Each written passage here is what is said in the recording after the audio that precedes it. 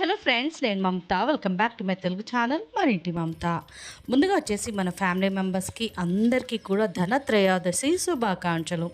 అలాగే శుభ దీపావళి రోజు మంచిగా లక్ష్మీ అమ్మవారికి పూజ చేసుకొని చాలా మంచిగా అమ్మవారిని ఇంట్లోకి ఆహ్వానించి టపాసులతోటి ధూమ్ధామ్గా చేసుకోవాలనేసి మనస్ఫూర్తిగా కోరుతున్నాను.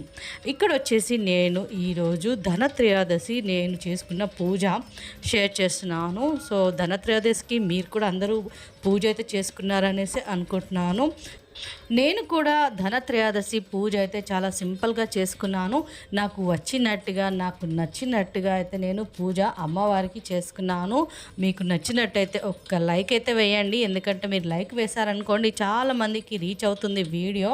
ఇంకా అలాగే వాళ్ళకు కూడా నచ్చితే వాళ్ళు కూడా లైక్ వేస్తారు. ఇంకా కొత్త వాళ్ళు ఎవరైనా నా ఛానల్లోకి విజిట్ చేశారంటే తప్పకుండా సబ్స్క్రైబ్ చేసుకోండి. పక్కనే బెల్ బటన్ ఉంటుంది, దాన్ని కూడా ప్రెస్ చేయండి.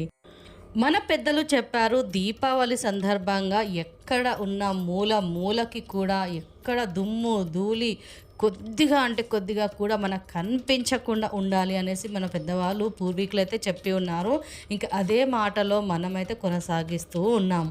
దీపావళి అంటేనే దీపాల కాంతి, దీపాల వెలుగులో మన ఇల్లంతా కూడా చాలా అంటే చాలా ముస్తాబైపోతుంది. అలాగే మనము దీపాలతోటి ఇల్లంతా కూడా వెలుగులో నింపేస్తాము.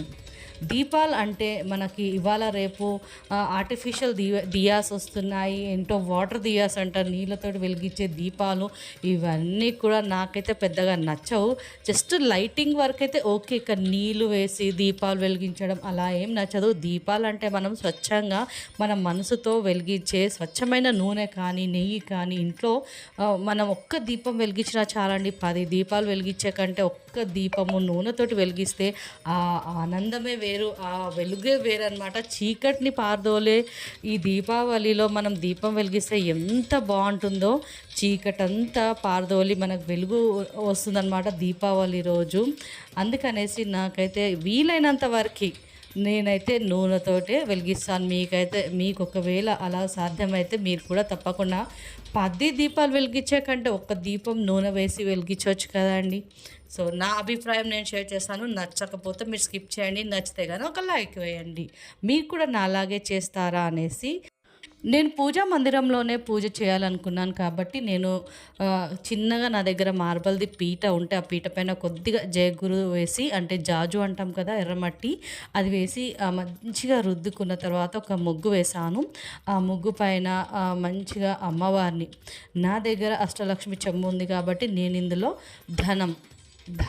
ధాన్యం రెండు కూడా కలిపాను. అంటే బియ్యం వేశాను. మీ దగ్గర వడ్లు ఉంటే వడ్లతో కూడా నింపుకోవచ్చు. నేనైతే కొద్దిగా చిల్లర డబ్బులు నా దగ్గర ఉంటే ఆ చిల్లర డబ్బులు అలాగే బియ్యంతో అయితే నింపేసి ఆ పైన లక్ష్మీ అమ్మవారిని అయితే ప్రతిష్టాపన చేశాను. అంటే అమ్మవారిని తీసుకొచ్చి అక్కడైతే నేను అష్టలక్ష్మి చెంబు పైన ఎక్కడైతే ధాన్యం వేశానో అక్కడైతే కూర్చోపెట్టాను. ఆ తర్వాత ఇక్కడ అన్నీ కూడా ధనత్రయోదశి అంటే బంగారమే కొనాలి, వెండే కొనాలి అనేసి పూర్వీకులు చెప్పారు. అలాగే వేద పండితులు కూడా చెప్తూ ఉన్నారు. అదంతా కూడా మనము సంవత్సరానికి కొంచెం గోరంతా కొన్నా కూడా చాలా మంచిదే, శుభమని చెప్తారు మన పెద్దవాళ్ళు. కానీ ఇప్పుడు పరిస్థితిలో మన మిడిల్ క్లాస్ ఫ్యామిలీస్లో అంతా కూడా కొనలేని పరిస్థితిలో ఉన్నాం మనం. ఎందుకంటే అటుకెక్కి కూర్చుంది మన బంగారం. అలాంటప్పుడు ఇలా సింపుల్గా మనం ఇంట్లో ఉన్న వాటితోటే పూజ చేసేసుకోవచ్చు కదా. బంగారమే కొనాలంటే వీలు పడదు అందరికీ కూడా. ఇంకా మనం రెట్టింపు అవుతుంది అంటారు. ధనత్రయోదశి రోజు కానీ అక్షయ తృతీయ రోజు కానీ బంగారం కానీ వెండి కానీ కొంటే రెట్టింపు అవుతుంది అంటారు. అలా అని చెప్పేసి ఇలా ధనధాన్యాలు కొంటే కూడా మనకి ఇంట్లో రెట్టింపు అవునట్టే కదా. అంటే మన ఇల్లు కూడా నిండుగా ఉంటుంది కదా. ఎప్పుడు కూడా ధనమే కాదండి, ధాన్యాలతో కూడా నిండుగా ఉంటే మనకి చాలా శుభప్రదం అన్నమాట. మనము తినే ఆహారం మన ఇంట్లో ఉంటే ఇంకా మనము ఎప్పుడు కూడా తిండికి అనేది లోటు ఉండదు మన ఇంట్లో. ఎప్పుడు కూడా అవస్థలు పడమన్నమాట. అందుకనేసి ఈరోజు బంగారం కొనలేని వాళ్ళు ఉంటే మీరు కొనొచ్చండి. కానీ లేని పక్షంలో ఇలా ధాన్యాల రూపంలో అయినా మనం తీసుకురావచ్చు ఇంటికి. సో నేనైతే ఇక్కడ ధనం కాకుండా ధాన్యాలతో అయితే అమ్మవారికి చక్కగా పూజ అయితే చేసేస్తున్నాను. ముందుగా అయితే మనకి అన్ని దీపాలు అయితే నాకు అంటే లక్ష్మీ అమ్మవారు కాబట్టి నా దగ్గర కమలం దీపాలు ఉన్నాయి. అలాగనేసి మనకి శంకుచక్ర దీపాలు ఉంటాయి కదా, వెంకటేశ్వర స్వామికి కూడా మనం తప్పకుండా పూజ చెయ్యాలి. మన నారాయణమూర్తిని కూడా మనం అమ్మవారిని ఎలా అయితే ప్రతిష్టాపన చేశామో అలాగే నారాయణమూర్తిని కూడా అమ్మవారి పక్కన ఉంచాలి. ఇంకా గణనాథుడికి చెప్పాల్సిన అవసరమే లేదండి. గణనాథుని మొదటిగా స్థానం వచ్చేసి ఆయనకి. ఇంకా గణనాథునికి చక్కగా నేనైతే ఇక్కడ అన్ని దీపాలు వెలిగించిన తర్వాత దీపం జ్యోతిం పరబ్రహ్మ లక్ష్మి స్వరూపం కాబట్టి నేను అక్షతలు సమర్పించి పువ్వులు అన్నీ కూడా సమర్పించాను. ఆ తర్వాత మంచిగా వస్త్రహారం కూడా అమ్మవారికి గణనాథునికి సమర్పించి ముందుగా అయితే గణనాథునికి పూజ చేశాను. బెల్లం నైవేద్యంగా పెట్టేసి మంగళహారతి కూడా ఇచ్చేసాను స్వామివారికి. ఆ తర్వాత పూజ అనేది స్టార్ట్ చేస్తున్నాను. ఇక్కడ వచ్చేసి నేను తీసుకున్న మంగళకరమైన వస్తువులు బంగారం వర్ణంలో ఉన్న వస్తువులు అయితే ఇవే అనమాట. నేను కొన్న బంగారం అని చెప్పొచ్చు. బంగారం అంటే బంగారు వర్ణం, బంగారం రంగులో ఉన్న ఏ వస్తువులైనా మనం కొనవచ్చు. ఈ రకంగా చీపురు కట్ట అయితే తప్పకుండా ఈరోజు తీసుకురావాలన్నమాట. చీపురు కట్ట వచ్చేసి లక్ష్మీ అమ్మవారు స్వరూపం అంటారు. లక్ష్మీ అమ్మవారు కాబట్టి చీపురు కట్ట కొత్త తీసుకోవచ్చు. బెల్లము, ధనియాలు, గోధుమలు, ఉప్పు, గల్లుప్పు అమ్మవారు సముద్రం నుంచి ఉద్భవించింది కాబట్టి గల్లుప్పు కూడా తీసుకోవాలంటారు. ఇంకా నేనైతే ఇలా మీరు చూసినవన్నీ కూడా తీసుకొచ్చాను. ఈరోజు నేను బంగారం కొనలేని పరిస్థితిలో ఉన్నాను కాబట్టి ఇలా సిరి ధాన్యాలు కానీ మనకి నచ్చినవి ఇలాంటి చిన్న చిన్న వస్తువులు మనకు ఒక 200-300 అయితే అయిపోతాయి అన్నమాట. ఇంకా చీపురు కట్ట కూడా కొత్తది కాబట్టి అలా గంధం బొట్లు సమర్పించి మనం పూజా గదిలో ఉంచుకొని పూజ చేసుకోవచ్చు అనమాట. నేనైతే అలా బొట్లు పెట్టేసి పక్కన పెట్టాను పూజా గదిలోనే. ఇంకా ఆ తర్వాత ఇక్కడ నేను కుబేరుని ముగ్గు అయితే వేసినాను. కుబేరునికి కూడా ఈరోజు పూజ చేయాలంటారు ధనత్రయోదశి రోజు. ఒక పీట పైన నేను చక్కగా పసుపు తోటి కొంచెం అలికేసి ఆ తర్వాత ముగ్గు పెట్టేశాను. ఒక ప్లేట్ పెట్టేసిన తర్వాత కుబేరుంది ఇది మనకి యంత్రం అంటారు కదా, అదైతే వేస్తున్నాను అనమాట. ఇందులో మనము సంఖ్యా రూపంలో రాస్తామన్నమాట బియ్యం పిండితోటి. సో అదంతా కూడా నేను రాసేసాను. ఆ తర్వాత ఇందులో మనము పెట్టవలసిన పువ్వు లేదా ఉందంటే ఎరుపు రంగుల పువ్వులు పెట్టాలన్నమాట. చాలా అంటే చాలా మంచిది అనేసి చెప్తారు. ఇంకా నేనైతే గులాబీ పూలు పెట్టేసి రూపాయి సిక్కలు కూడా వేయాలి. మనం ఎన్ని సంఖ్యలు రాసామో అందులో గడులలో అన్నిట్లో కూడా ఒక రూపాయి సిక్క, 2 రూపాయల సిక్కలు కూడా పెట్టేసుకొని చక్కగా పూజ అయితే ఈ విధంగా సింపుల్గా చేసుకున్నాను. నేను బంగారం కానీ వెండి కానీ కొనొద్దు అని చెప్పట్లేదు.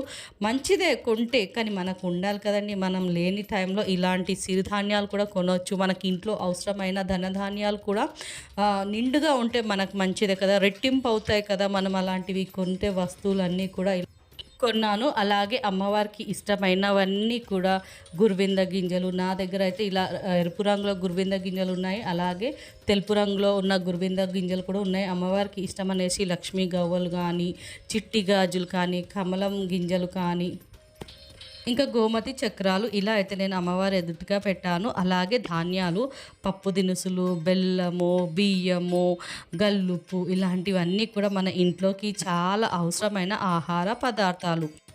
బంగారం వెండి లేకపోతే మనం బ్రతకొచ్చు, కానీ ఆహారాలు అంటే మన ఆహార పదార్థాలు మన ఇంట్లో లేకపోతే ఒక్క పూట కూడా మనము బ్రతకలేమండి.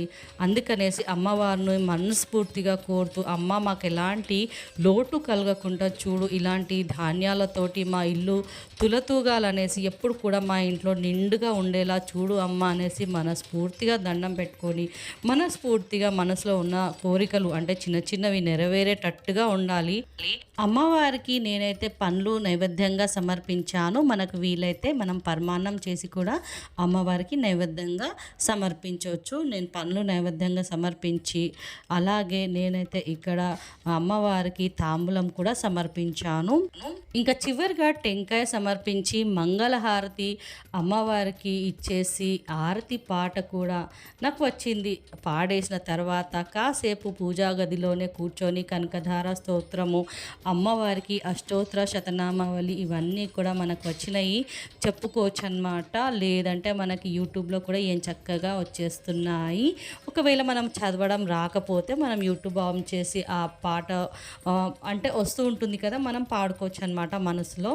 ఇంకా పూజా గదిలో లైట్ అంతా ఆఫ్ చేసి చూస్తే ఎంత అందంగా దీపాల కాంతుల్లో ఎంత బాగా కనిపిస్తున్నారో చూడండి. అమ్మవారు చాలా బాగా నచ్చింది. చాలా అంటే చాలా పూర్తిగా మనశ్శాంతిగా కాసేపు ఆ మందిరంలో కూర్చుంటే అసలు ఏవి గుర్తుండవు కదా. ఇంకా ఇదొచ్చేసి తెల్లవారి అంటే ఈరోజు పూజ చేసుకున్నాను పొద్దున్నే, ఇంకా ఈరోజు ఇలా చేసుకున్న పూజ అన్నమాట.